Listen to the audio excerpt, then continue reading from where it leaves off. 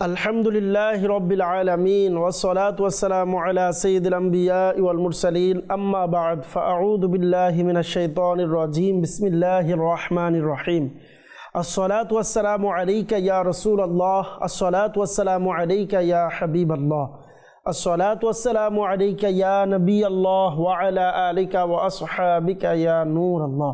মাদানী চ্যানেলের দর্শকবৃন্দ, উপস্থিত হয়েছি মাদানী চ্যানেল বাংলার ধারাবাহিক অনুষ্ঠান মৃত্যুসজ্জায় বুজুর্গানে দিনের উপদেশ।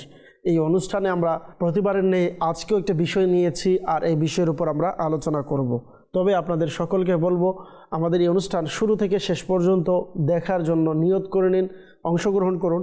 ইনশাআল্লাহ কারীম আল্লাহ পাক চাইতো এই অনুষ্ঠানের মাধ্যমে আমরা খুবই চমৎকার কিছু আলোচনা আজকে আমরা শ্রবণ করতে পারবো। আসুন আলোচনায় যাওয়ার পূর্বে আমরা দুরুদে পাকের ব্যাপারে একটি ফজিলত শ্রবণ করি। আন আবি বকরিন সিদ্দিক ক্বালা আসসালাতু আলান নবী সাল্লাল্লাহু আলাইহি ওয়াসাল্লাম আমহাকু লিল খতায়া মিনাল মাই লিন নার।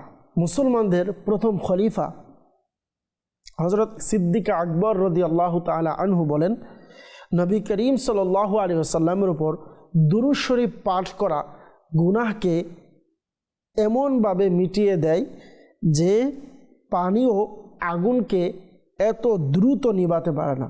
এরপর বললেন, ওয়াসসালামু আলান নবী সাল্লাল্লাহু আলাইহি ওয়াসাল্লাম আফদলু মিন ইতকির রিকাব। অর্থাৎ প্রিয় নবী সাল্লাল্লাহু আলাইহি ওয়াসাল্লামের প্রতি সালাম প্রেরণ করা গোলাম আজাদ করার চেয়েও উত্তম। সুবহানাল্লাহ। আসুন আমরা সকলে মহব্বতে একবার দুরুদে পাক পাঠ করে নিই। সল্লু আলাল হাবিব সাল্লাল্লাহু তাআলা আলা মুহাম্মদ সাল্লাল্লাহু তাআলা আলাইহি ওয়াসাল্লাম সালাতু ওয়া সালামান আলাইকা ইয়া রাসূলুল্লাহ। প্রিয় মাদানী চ্যানেলের দর্শকবৃন্দ, আমরা ইমাম গজ্জালী রহমাতুল্লাহি তাআলা আলাইহির একটি বাণী আমরা শ্রবণ করব। ইমাম গজ্জালী রহমাতুল্লাহি তাআলা আলাইহির পূর্ব ইনার উপদেশ আমরা শ্রবণ করেছি এবং সেই অনুযায়ী আমরা আলোচনাও করেছি। আজও আমরা ইনার বাণী শ্রবণ করব। ইমাম গজ্জালী রহমাতুল্লাহি তাআলা আলাইহি বলেন, উত্তম মানুষ তাকে বলে যার থেকে কারো কষ্ট হওয়ার আশঙ্কা থাকে না। এবং হযরত হাসান বসরি রহমাতুল্লাহি তাআলা আলাইহি বলেন যে উত্তম মানুষ সে নয় যে শুধু ইবাদতে ডুবে থাকে, বরং সে যে মানুষকে কষ্ট না দিয়ে চলে। সুবহানাল্লাহ। আমরা পূর্বের অনুষ্ঠানে উত্তম কারা, উত্তম এর ক্যাটাগরি কি, উত্তমের শ্রেণী কি আমরা আলোচনা শ্রবণ করেছি। গত পূর্বে আমরা শুনেছি উত্তম ব্যক্তির ব্যাপারে হুজুর সাল্লাল্লাহু আলাইহি ওয়াসাল্লাম হাদিসে মুবারাকার মধ্যে ইরশাদ করেছেন, যারা মানুষকে আহার করায় এবং সালাম এর জবাব দেয়, সালামের প্রচার প্রসার ঘটায়, তারা উত্তম ব্যক্তি সমাজের মধ্যে। এবং দুনিয়া আখিরাতের কল্যাণের যে কাজ কিছু আলোচনা আমরা শ্রবণ করেছি। আজকে আমরা যেই টপিক নিয়েছি এটা হচ্ছে মানুষকে কষ্ট না দিয়ে একজন মানুষকে সম্মান করা, ইজ্জত করা। বর্তমান সময়ে আমাদের সমাজে এক মুসলমান ভাই অপর মুসলমান ভাইকে সম্মান করবে, ইজ্জত করবে, কষ্ট দিবে না, এই বিষয়গুলো খুবই কমে গিয়েছে। মনে রাখবেন, আল্লাহ পাক রব্বুল আলামিন কুরআনুল কারীমের মধ্যে ইরশাদ করেছেন, বিসমিল্লাহির রহমানির রহিম, ইন্নামাল মুমিনুনা ইখওয়াতুন, যে নিশ্চয় মুমিন একে অপরের ভাই। ফাআসলিহু বাইনা আখাওয়াইকুম, এবং আল্লাহ পাক রব্বুল আলামিন কুরআনুল কারীমের মধ্যে নির্দেশ দিলেন যে তাদের মধ্যে সুলহ করার জন্য, যখন কোনো বিষয়ে সমস্যার সম্মুখীন হবে সুলহ করে নেওয়ার জন্য, সমাধান করে নেওয়ার জন্য আল্লাহ তাআলা নির্দেশ দিয়েছেন। কিন্তু আমাদের সমাজে যদি আমরা একটু চিন্তা ভাবনা করি, যে আমাদের সমাজে আজকাল যে শ্রেণীর মানুষ পাওয়া যায়, কখনো যদি একে অপরের সাথে দ্বন্দ্ব দেখা যায়, তাহলে তাদের দ্বন্দ্ব আরও কীভাবে বাড়ানো যায়, একে অপরের সাথে শত্রুতা কীভাবে বাড়ানো যায়, এগুলোর উপর আমরা অনেক সময় আমরা চিন্তা ভাবনা করে থাকি। অথবা এমনও মানুষ আছে আমরা যারা শুধু এটাই চিন্তা করি যে আমি বাঁচতে পারলেই হবে, সমাজে অন্য কেউ কষ্ট পাচ্ছে, অন্য কারো ক্ষতি হচ্ছে, এগুলোর দিকে চিন্তা করি না। বর্তমানে যারা আমরা ব্যবসায়ীরা আছি, ব্যবসায়ীরা যদি চিন্তা করি, যারা চাকরিজীবী আছি, যারা সমাজের দায়িত্বে আছি, আমরা যদি চিন্তা করি যে অপর মুসলমান ভাই আমার ভাই এবং সকল মুসলমান সে আমার পরিবার, এই বিষয় যদি আমরা চিন্তা করে, এই বিষয় যদি মাথায় রেখে প্রত্যেক ব্যক্তি তার তার নিজ স্থান থেকে, জায়গা থেকে যদি সে চেষ্টা করে, তাহলে তার জন্য, আমার আপনার জন্য সমাজে চলা সহজ হবে। খুবই সুন্দর একটি সমাজ হিসাবে আমরা গড়ে তুলতে পারবো। আমরা যদি দেখি পূর্বের যারা বুজুর্গ ছিলেন, আজকে আমাদের এই অনুষ্ঠান মৃত্যুসজ্জায় বুজুর্গানে দিনের উপদেশ, কেন আমরা বুজুর্গানে দিনের উপদেশ নেব? কারণ বুজুর্গানে দিন শুধু উপদেশ দেননি, ওনারা প্র্যাকটিক্যাল কাজ করে গিয়েছেন। শেখ আবদুল্লাহ খাইয়াত রহমতুল্লাহ তাআলা আলাইহির ব্যাপারে রয়েছে যে আবদুল্লাহ খাইয়াত রহমতুল্লাহ তাআলা আলাইহির কাছে একজন অগ্নি পূজক, ইনি কাপড় সেলাই করার জন্য প্রতিবারে তাকে মজুরি হিসাবে জাল দিরহাম দিয়ে যেত, আর তিনি তা গ্রহণ করে নিতেন। একদিন তার অনুপস্থিতিতে তার এক ছাত্র ওই অগ্নি পূজারীর কাছ থেকে জাল মুদ্রা নিলেন না। সে বুজুর্গ রহমতুল্লাহ তাআলা আলাইহি ফিরে যখন আসলেন, তখন ওই ছাত্রকে জিজ্ঞেস করলেন, তুমি দিরহাম নাওনি কেন? ওই বুজুর্গ রহমতুল্লাহ তাআলা আলাইহি বলেন, বহু বছর ধরে সে আমাকে জাল মুদ্রা দিয়ে যাচ্ছে, আর আমিও নীরবেই তা নিচ্ছি, যেন সে অন্য কোনো মুসলমানকে তা দিতে না পারে। সুবহানাল্লাহ। একজন মুসলমানকে সম্মান করা যদি শিখতে হয়, তাহলে যারা আল্লাহর নৈকট্যশীল বান্দা আছে, নেককার বান্দা আছে, তাদের জীবন এটা হচ্ছে আমাদের জন্য আইডল। অনেক সময় আমাদের পরিবারকেও আমরা কষ্ট দিয়ে থাকি। অপর মুসলমান ভাই তো অনেক দূরে, একজন মুসলমান সে তো অনেক পরে। আমার নিজের আত্মীয় স্বজন থেকেও আমরা অনেক সময় প্রতিশোধ নেই, আমরা অনেক সময় আত্মীয় স্বজনের পিছনে লেগে থাকি, অনেক সময় আত্মীয় স্বজনের ক্ষতি করার চেষ্টা করি। তো মনে রাখবেন, 3 ধরনের ব্যক্তি আছে যারা প্রাথমিকভাবে জান্নাত থেকে বঞ্চিত থাকবে, জান্নাত থেকে যারা দূরে থাকবে, যারা মা বাবা এবং যাদের সাথে ধারাবাহিকভাবে রক্তের সম্পর্ক রয়েছে, প্রত্যেক আত্মীয় স্বজনের সাথে যারা খারাপ আচরণ করেন, সম্পর্ক ছিন্ন করেন। আপনারা একটু মনোযোগ দিয়ে শ্রবণ করুন। হযরত আব্দুল্লাহ ইবনে উমর রাদিয়াল্লাহু তাআলা আনহু বর্ণনা করেছেন, সরকার দু আলম নূরে মুজাসসাম শাহ বনি আদম হুজুরে পুর নূর সাল্লাল্লাহু আলাইহি ওয়াসাল্লাম ইরশাদ করেন, 3 ধরনের ব্যক্তি জান্নাতে যাবে না। নাম্বার 1, মা বাবার অবাধ্য সন্তান, যারা মা বাবার পিতা মাতার অবাধ্য। নাম্বার 2, দায়ুস। আর নাম্বার 3, পুরুষের বেশভূষাধারী মহিলা। এই 3 ধরনের ব্যক্তি জান্নাতে প্রবেশ করবে না। আপনি যদি দেখেন, দায়ুস এর কথা বলা হয়েছে। দায়ুস কাকে বলা হয়? বলা হচ্ছে যে নিজের স্ত্রীর সাথে পরপুরুষের মেলামেশায় আপত্তি করে না, তাকে দায়ুস বলা হয়। বর্তমান যুগে আমরা যদি দেখি দায়ুসের সংজ্ঞা একটু যদি চিন্তা করি, তাহলে আমরা বুঝতে পারবো হয়তো আমার পরিবারেই এমন কাজ চলছে, হয়তোবা আমার আত্মীয়র মধ্যে এমন কাজ চলছে, হয়তোবা আমার ঘরের পাশে এমন কাজ হচ্ছে। দায়ুস কাকে বলা হয়েছে? যেই পুরুষ তার নিজের স্ত্রীকে বেহায়া কাজের জন্য, অপর পুরুষের সাথে মেলামেশার জন্য, কথাবার্তা বলার জন্য বাস ছেড়ে দেয়। আজকে আমরা যদি বর্তমান সমাজের দিকে দেখি, কখনো খালাতো ভাইয়ের সাথে, মামাতো ভাইয়ের সাথে, তার আত্মীয়র সাথে নাম দিয়ে, যাদের সাথে সামনে যাওয়া পর্দা করা ফরজ, এমন ব্যক্তিদের সাথে হাসি ঠাট্টা করে, মস্করা করে কথা বলা হয়। বিবাহের অনুষ্ঠানের নামে একে অপরের সাথে কথাবার্তায় লিপ্ত হয়, ঠাট্টা মস্করার মধ্যে লিপ্ত হয়। তো ওই সমস্ত স্বামীদের এটা চিন্তা করা উচিত যে আমার স্ত্রী এমন ব্যক্তিদের সাথে হাসি ঠাট্টা মস্করা করে কিনা, আমি তাকে বিনা পর্দায়, আমি তাকে বেহায়ার মধ্যে ছেড়ে দিচ্ছে কিনা, রাস্তাঘাটে বাজারে বেহায়ার মধ্যে তাকে আমি ছেড়ে দিচ্ছি কিনা, এটা আমাদেরকে চিন্তা করা উচিত। আল্লাহ পাক আমাদের সকলকে হিফাজত রাখুক। প্রিয় মাদানী চ্যানেলের দর্শকবৃন্দ, মনে রাখবেন, আত্মীয়তার সাথে সম্পর্ক রাখার সাথে সাথে আরও সবচেয়ে বড় যেই আত্মীয়, এটা হচ্ছে বড় ভাই।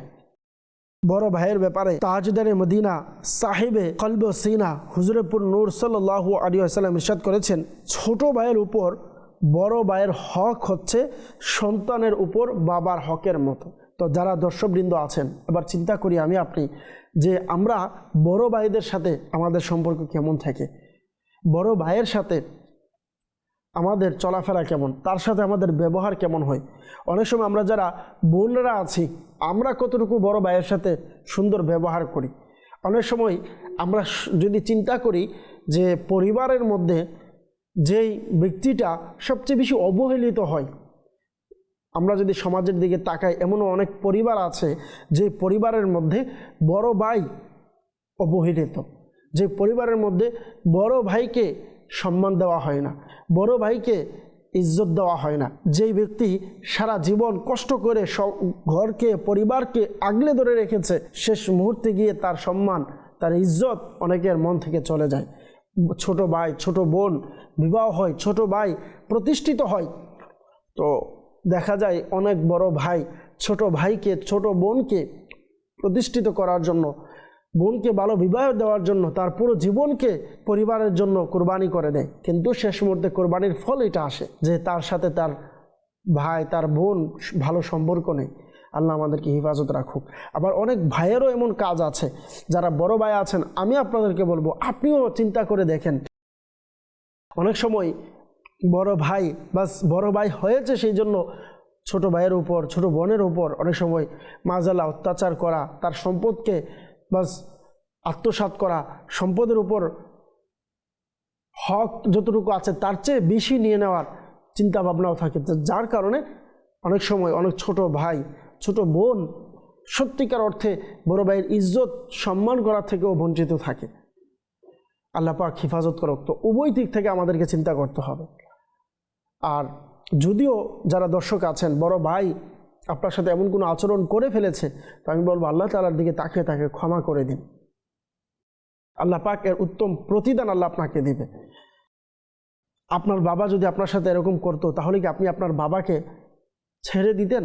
আপনি কি আপনার বাবার সাথে সম্পর্ক ছিন্ন করতেন? যারা ছোট বোন আছেন, আমি আপনার কাছে প্রশ্ন রাখব, আপনি তো বাবার সাথে সম্পর্ক ছিন্ন করতে পারতেন না। তো যেখানে আল্লাহ রাসূল সাল্লাল্লাহু আলাইহি সাল্লাম হাদিসে পাকের মধ্যে বললেন, ছোট ভাইয়ের উপর বড় ভাইয়ের হক সন্তানের নেই, অর্থাৎ সন্তানের উপর বাবার হকের মতো। এবং বড় ভাই যারা আছেন, আমিও আপনাকে বলবো আপনি সঠিক শিক্ষা দেন, আপনার ভাইকে দ্বীনের শিক্ষা দিবেন। কারণ আদব কায়দা শেখানো, তাকে দ্বীনের শিক্ষা দেওয়া। অনেক যারা বড় ভাই আছেন, আমি আপনাদেরকেও বলবো, যারা দর্শকবৃন্দ পরিবারে, আপনি আপনার ভাইকে ভালো শিক্ষা দেওয়ার চেষ্টা করবেন। হুজুর সাল্লাল্লাহু আলাইহি সাল্লাম ইরশাদ করেছেন, নিজের সন্তানকে আদব শিক্ষা দেওয়া এক সা সৎকার চেয়ে উত্তম। এবং ইরশাদ করেছেন, কোনো বাবা তার সন্তানকে উত্তম আদবের চেয়ে ভালো কিছু শিক্ষা দিতে পারে না। সুবহানাল্লাহ। তো এই জন্য সন্তানের হক যেভাবে বাবার উপরে আছে, ছোট ভাইয়ের উপর বড় ভাইয়ের হক ঠিক তেমনইভাবে। তো বড় ভাইয়ের উপর এটা হক, সে যেন তার ছোট ভাইকে, ছোট বোনকে দ্বীনের শিক্ষা দেয়, পরিবারকে আগলে রাখে, ইসলামী শিক্ষা দেয়, দ্বীনি শিক্ষা, দ্বীনি জ্ঞান যেন তার পরিবারের সকলের কাছে পৌঁছে দেয়। আল্লাহ তাআলা আমাদেরকে হেফাজত করুক। মনে রাখবেন, পরিবারকে হেফাজত করা, একজন বাবা যখন পরিবার থেকে চলে যায়, ওই মুহূর্তে তখন পরিপূর্ণ দায়িত্ব বড় ভাইয়ের কাছে চলে আসে। তো বড় ভাইকে এটা খেয়াল রাখতে হবে, আমার বোন, আমার ভাই, আমার পরিবারের কেউ যেন গুনাহের কাজে না যায়, কেউ যেন আল্লাহর নাফরমানের দিকে না যায়, এটা আমাদেরকে খেয়াল রাখতে হবে। কেননা মহান আল্লাহ পাক রব্বুল আলামিন কোরআনুল কারীমের মধ্যে ইরশাদ করেছেন, বিসমিল্লাহির রহমানির রহিম, ইয়া আইয়ুহাল্লাযীনা আমানু কু আনফুসাকুম ওয়া আহলিকুম নারাও ওয়াকুদুহান নাস ওয়াল হিজারা। কানজুল ঈমানের অনুবাদ, হে ঈমানদারগণ, নিজ এবং আপন পরিবার পরিজনকে মানুষ ও পাথরের প্রজ্বলিত আগুন থেকে রক্ষা করো। সুবহানাল্লাহ। এর ব্যাখ্যায় খাজাইনুল ইরফানের মধ্যে রয়েছে, আল্লাহ তাআলা এবং তার রাসূলের আনুগত্য করো, ইবাদত করো, গুনাহ থেকে বেঁচে থেকো, পরিবার পরিজনকে নেকির পথ দেখাও এবং গুনাহ থেকে নিষেধ করো, তাদেরকে ইলম আদব কায়দা শিক্ষা দাও, নিজেদের জান ও আপন পরিবার পরিজনকে জাহান্নামের আগুন থেকে রক্ষা করো। সুবহানাল্লাহ। এটি কে দিয়েছেন? আল্লাহ পাক রব্বুল আলামিন আমাদেরকে নির্দেশ দিয়েছেন। আল্লাহ পাক আমাদেরকে হেফাজত করুক। তো মাদানী চ্যানেল দর্শকবৃন্দ, আমরা মুসলমানের প্রতি কষ্ট দেওয়ার কথা নিয়ে আমরা আলোচনা শুনছিলাম। আর তার সবচেয়ে বড় যে পার্ট আপন আত্মীয় স্বজন, এর ব্যাপারে আমরা ডিটেল কিছু আলোচনা শুনলাম। আসুন সামনের দিকে আমরা বাড়ি। হুজুর সাল্লাল্লাহু তাআলা আলাইহি ওয়াসাল্লাম হাদিসে পাকের মধ্যে খুবই চমৎকারভাবে ইরশাদ করেছেন, সকল আত্মীয় স্বজনের সাথে আমাদের সকলের ভালো ব্যবহার করা উচিত। হযরত আসিম রাদিয়াল্লাহু তাআলা আনহু বর্ণনা করেন যে সাইয়েদুনা হুজুরপুর নূর সাল্লাল্লাহু আলাইহি ওয়াসাল্লাম ইরশাদ করেন, হায়াত লম্বা হওয়া, দীর্ঘায়ু হওয়া, রুজিতে বরকত হওয়া এবং অপমৃত্যু না হওয়াকে যে পছন্দ করে সে যেন আল্লাহ তাআলাকে ভয় করে এবং আত্মীয় স্বজনের সাথে ভালো ব্যবহার করে। সুবহানাল্লাহ। মাহবুবে রব্বুল ইজ্জত হুজুরপুর নূর সাল্লাল্লাহু আলাইহি ওয়াসাল্লাম আরও ইরশাদ করেন, আত্মীয়তার বন্ধন ছিন্নকারী জান্নাতে প্রবেশ করবে না। আমাদেরকে হেফাজত করুক। মাদানী চ্যানেলের দর্শকবৃন্দ, একটু চিন্তা করেন, কে চায় না আমার হায়াত দীর্ঘায়ু হোক? কে চায় না আমার হায়াত বাড়ুক? কে চায় না আমার রিজিকের মধ্যে বরকত হোক? কে চায় না আমি ইমানের সহিত মৃত্যুবরণ করে? সকলেই চায়। তাহলে এই তিনটা জিনিস, হায়াতের মধ্যে বরকত হওয়া, রিজিকের মধ্যে বরকত হওয়া এবং ইমানের সহিত মৃত্যু হওয়া, এই তিনটা বিষয় যদি আপনি অর্জন করতে চাই, হুজুর সাল্লাল্লাহু আলাইহি ওয়াসাল্লাম হাদিসে পাকের মধ্যে ইরশাদ করলেন, তার উচিত সে যেন আত্মীয় স্বজনদের সাথে ভালো ব্যবহার করে। আল্লাহ তাআলা আমাদের সকলকে আমল করার তৌফিক দান করুক, আমিন। আত্মীয় স্বজনের পাশাপাশি স্বামী এবং স্ত্রীর মাঝেও বর্তমান সময়ে অনেক অমিল, মোহাব্বত, ভালোবাসা প্রায় সময় দেখা যায় না, অনেক অবহেলা দেখা যায়। আসুন তাদের ব্যাপারে আমরা হাদিসে মুবারকা শ্রবণ করি।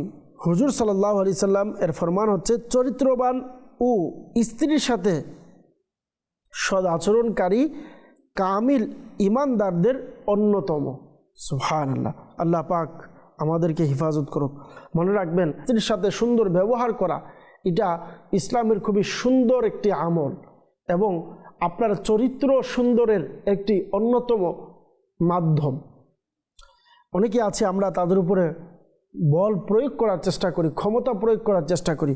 হুজুর সাল্লাল্লাহু আলাইহি ওয়াসাল্লাম ইরশাদ করেছেন হাদিসে পাকের মধ্যে যে যারা মহিলারা রয়েছে তাদেরকে পুরুষের বাঁকা পাঁজর থেকে, বাঁকা হাড্ডি থেকে তাদেরকে সৃষ্টি করা হয়েছে, যার সারমর্ম হচ্ছে যদি এটাকে কেউ সোজা করতে যায় তাহলে ভেঙে যাবে। আর তাদের থেকে যদি আপনি কাজ নিতে চান, মহাব্বত, ভালোবাসা দিয়ে তার থেকে কাজ আদায় করতে হবে। এবং স্ত্রীদের ব্যাপারে হুজুর সাল্লাল্লাহু আলাইহি ওয়াসাল্লাম ইরশাদ করেন, আমার জানের মালিক আল্লাহ পাকের শপথ, যদি স্বামীর পা থেকে মাথা পর্যন্ত সারা শরীরে এমন জখম হয়ে যে পুঁজ এবং পুঁজ মিশানো রক্ত বের হতে থাকে আর স্ত্রী সেগুলোকে চেটে নেয়, এরপরও স্বামীর হক আদায় হবে না। আল্লাহু আকবার। আল্লাহ পাক আমাদেরকে হেফাজত করুক। আল্লাহ পাক আমাদের সকলকে বাস স্বামী স্ত্রীর মাঝে মিল, মহাব্বত, ভালোবাসা সৃষ্টি করে দিক। আল্লাহ তাআলা আমাদেরকে স্ত্রীর প্রতি, স্ত্রীদের স্বামীদের প্রতি যে হক রয়েছে পরিপূর্ণভাবে আদায় করার তৌফিক দান করুক। হুজুর সাল্লাল্লাহু আলাইহি ওয়াসাল্লাম অপর জায়গাতে ইরশাদ করেছেন যে, হে নারীরা সদকা করো, কেননা আমি তোমাদেরকে অধিকাংশকে জাহান্নামে দেখেছি। মহিলারা আরজ করলেন, ইয়া রাসূলুল্লাহ, এর কারণ কি? তিনি বললেন, কারণ হচ্ছে তোমরা বেশি বেশি অভিশাপ দাও এবং অকৃতজ্ঞতা প্রকাশ করে থাকো। আমরা যদি সমাজে দেখি, এখন আমাদের একটা সমাজের একটা পার্সেন্ট লোক, অনেক অধিকাংশ মহিলারা এমনও আছে যারা কথায় কথায় নিজের সন্তানকেও ছাড়ে না, অভিশাপ দিতে থাকে। এবং অকৃতজ্ঞ স্বামী, সারা বছর সারা জীবন স্বামী তার সামর্থ্য অনুযায়ী সকল কিছু এনে দিয়েছে, কিন্তু 50 বছর, 20 বছর, 30 বছর সংসার করার পরে ওই ইসলামী বোনের মুখ থেকে, স্ত্রীর মুখ থেকে বের হয় যে আমার জন্য কি এনেছেন, আমার জন্য কি করেছেন। তো যারা ইসলামী বোনেরা আছেন, চিন্তা করা উচিত যে আমরা যেন এমনটা না বলি, আমাদের কথায় যেন কৃতজ্ঞতা প্রকাশ হয়। আপনি দেখবেন যদি কৃতজ্ঞতা প্রকাশ করেন, আল্লাহ পাক আপনার নিয়ামত বাড়িয়ে দিবে। দেখবেন আল্লাহ পাক আপনার স্বামীর ইনকামের মধ্যে আল্লাহ বরকত দিবে আপনার কৃতজ্ঞতার কারণে। আপনাকে যেন ভালো কিছু সে দিতে পারে, আপনাকে যেন সুখে রাখতে পারে। আল্লাহ তাআলা আমাদের সকলকে আজকে যা শ্রবণ করেছি আমল করার তৌফিক দান করুক। দর্শকবৃন্দ, উত্তমকে এর মধ্যে আজকে আমরা শুনেছি, বিশেষ করে উত্তমের ক্যাটাগরির মধ্যে আমরা মুসলমানের পাশাপাশি আজকে আমরা আত্মীয় স্বজন যারা আছে এবং আত্মীয় স্বজনের কিছু ক্যাটাগরি, তাদের প্রতি সম্মান, ইজ্জত, তাদের সাথে সম্পর্ক অটল রাখার ব্যাপারে আমরা আলোচনা শ্রবণ করেছি। আল্লাহ পাক আমাদের সকলকে যা শুনেছি এর উপর আমল করার তৌফিক দান করুক। যারা আমাদের সাথে শুরু থেকে এ পর্যন্ত অংশগ্রহণ করেছেন আপনাদের সকলের শুকরিয়া আদায় করছি। সকলে ভালো থাকুন, সুস্থ থাকুন, মাদানী চ্যানেল দেখতে থাকুন। সাল্লু আলাল হাবিব সাল্লাল্লাহু তাআলা আলা মুহাম্মদ সাল্লাল্লাহু তাআলা আলাইহি ওয়াসাল্লাম।